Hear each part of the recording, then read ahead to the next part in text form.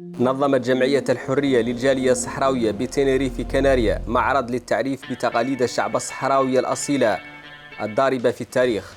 المعرض نظم بالمؤسسة التعليمية أناغا وسط سانتا كروز تنريفي، وذلك بمناسبة يوم إفريقيا.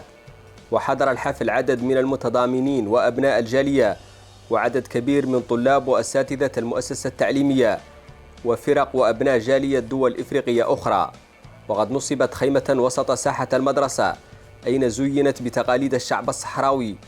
وقد عملت المرأة الصحراوية على استقبال النساء الإفريقيات وبنات تنريفي، حيث حصلنا على فرصة للتزين بتقاليد المرأة الصحراوية من حنة وحلي وغيرها. انبهار ضيوف التظاهرة ظهر جليا في العدد الكبير من زوار الخيمة والمعرض، وكذا الإقبال اللافت على تناول الشاي والاستماع إلى الأغاني الوطنية لفرقة الجالية. المناسبة كانت فرصة أيضا للتعريف بالفن واللباس الصحراوي، حيث ارتدى العديد من الضيوف الزي الأصيل لمجتمعنا كنوع من الإعجاب والحب تجاه تقاليد مجتمع يحظى بالاحترام في إفريقيا وأوروبا وفي قارات وحضارات وثقافات العالم.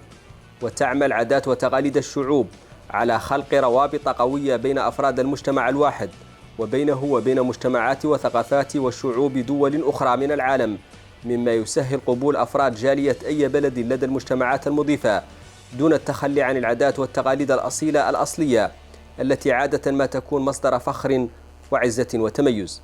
عبدات لبات رشيد، إسبانيا.